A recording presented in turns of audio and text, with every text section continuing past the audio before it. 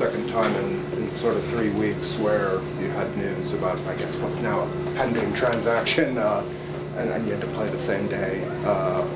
What's it like to do that? And obviously you guys came out well, so what keep that first time? No, again, at the end of the day, we are professionals, and we understand what league we're playing in and what comes with it and how it goes. You know, obviously, a change like that is big. You know, obviously, you've built relationships with guys over the years of playing with them and going to battles with them and seeing them at their highest points and their lowest points. So, you know, I wish nothing but, you know, the best to Siakam. You know, obviously, it should be a great thing for him. The player that he is, it doesn't matter what organization he's going to.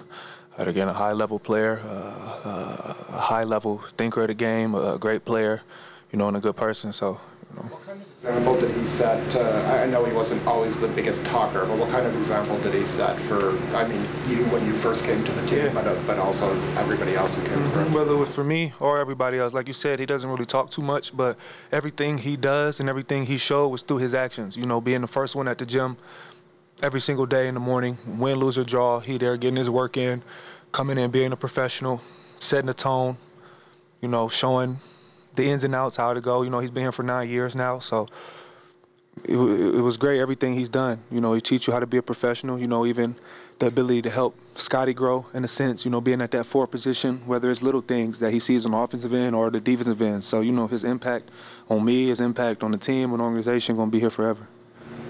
That's Darko also mentioned that he was the first guy in the gym. That was something that was really happening. Yeah, no, he worked for real. He really works. He's really about his craft. He really focused in. He really locked in. Really a true professional. That's why he's an all-star. That's why he's an NBA champion. That's why he's accomplished what he's accomplished. Everything in this league, to accolades, to money, to everything. That's why he's at where he's at. Did you ever pick up a lot of like his success is skill-based? Like he's added so much to his game. Is there anything you look at how he achieved things that you looked and you said, I want to add that to my game? Yeah, in a sense, you know, we kind of different players. He's more on the block and spinning and stuff like that. But again, our ability to play off one another, what I provided for him was spacing and helping him, you know, swing it out if he needed it, and that's what he provided for me as well, commanding the double team and it getting swung out, you know, in a sense like that. So, you know, really, that's about it, man. Just really, again, the main thing I took away was his approach, you know, how he thought about the game, how he went about the game, win, lose, or draw. Again, whether he was saying a lot or not saying anything at all, his actions spoke louder than everything. Gary, today was obviously an emotional day. How did you channel those emotions into your best game of the season on the court? Again, just any opportunity I get out there, just try to showcase how much I can help and what I can do for this team. I was just given a certain opportunity today. Teammates were finding me, you know, kept knocking them down. Obviously, just continue to keep building and continue to show and prove. Scottie, I know you want to talk about the game for a moment, but just Pascal, can you talk a little bit about, you know, your relationship with him and what you felt he meant to this team? Pascal, I was really close with. You know, we just our relationship just kept growing. You know, he's been here since before I got here. You know, I talked to him about a lot of things, watched him come every day, ready to work, show up, be happy. Just bring a joyful spirit every day to practice, no matter through the ups, through the downs. Being able to talk to him through those down moments and him just being positive and just seeing him every day, you know. You just develop that relationship. So, you know, what he meant to this organization, he loved it.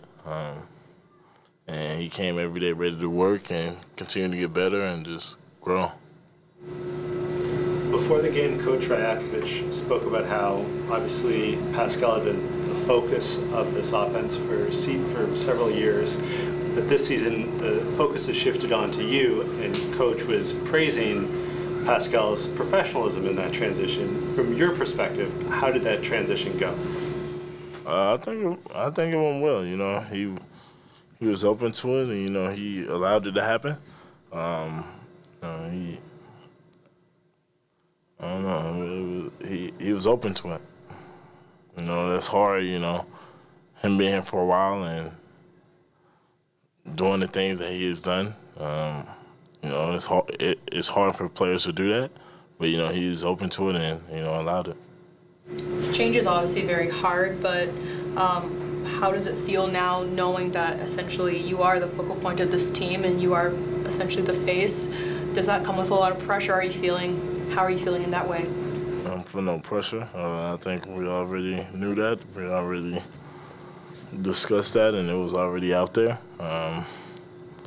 So yeah, no pressure, no nothing.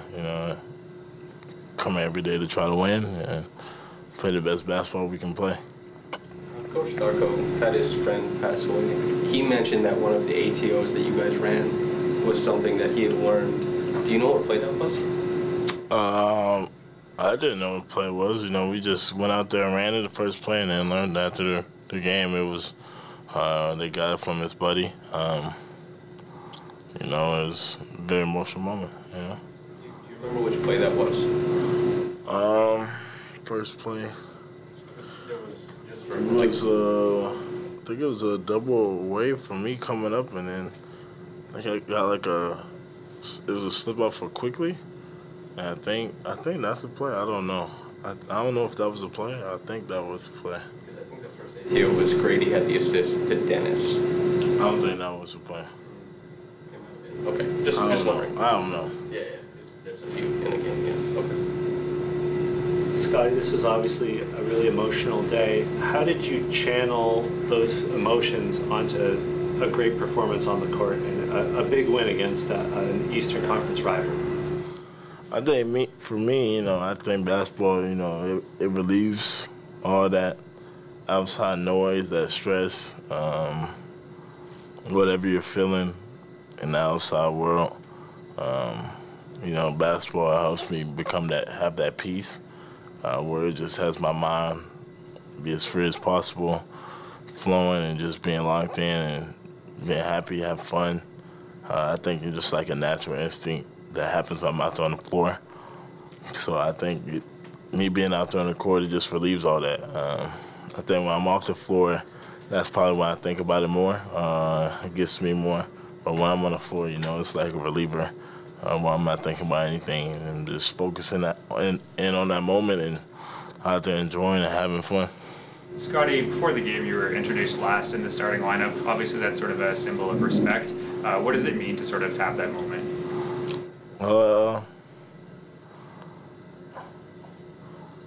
don't know. I'm just ready for the game to start, to be honest. This was ready for the game to start. A lot of changes have happened, obviously, transactions. Personally, how you've been dealing with that? Just is it just like sort of open your eyes to like how the NBA is sort of like a business in a way? It is a business, but you develop those relationships, those friendships. That goes beyond basketball. These guys, I'm always going to be talking to no matter what. FaceTime no matter what, just keep communicating, keep talking to them. Those guys are like family to me. So no matter what it is, I'm always going to be close to these guys. What do you credit to tonight's performance in terms of just overall you guys playing really, really well and coming out the gate? Well, we just came ready to play. Got some stops, focusing on those matchups. Went out, had great ball movement. I think it was really clicking for us. We made shots, getting to the rim, attacking. We was doing it all on the offensive end and defensive end. Very happy with the way you guys responded on a very difficult day. What did you see in their emotional state? For sure, a very complicated day. As I said before the game, I thought that guys in the film session, in the walkthrough, they were really locked in. And in the first half, we followed the game plan to the point. We did a really good job there defensively, which allowed us to have really good opportunities on offense. We had a really good 23 assists in the first half. That first half was really how we need to be playing on offense and defense. And once we play with that kind of mentality, I think it's very good for us. Playing basically 4 out all night opens up a lot of three-point shots for you guys. Did you see more open shots tonight than normal, maybe?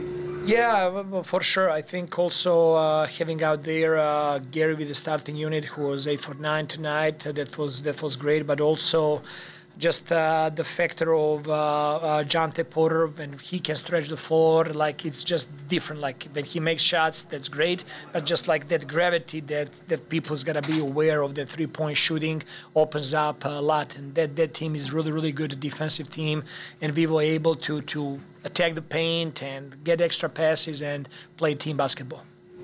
Speaking of Jonte, he and Thad, I thought, did a really impressive job on Bam tonight. What did you think about that front court matchup? I mean, when you go against Ben Adebayo, like he's one of the best bigs in the league. A lot of respect for that guy. But I thought that our guys did a really good job. Like, you know, Ted is doing his best out there competing. He knows angles. He knows, you know, how to meet early and use his physicality without fouling, which is great.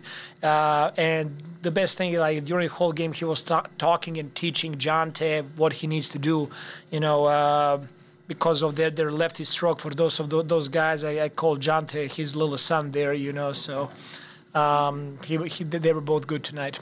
Without Pascal, there's obviously opportunity, a lot of shots, a lot of minutes, and I'm sure you have a lot of guys on your bench that have been clamoring for a bigger role. Did you get the sense today that there are a few guys out there that were kind of embracing that opportunity? In the first game, we'll need time. There's going to be ups and downs, even in tonight's game.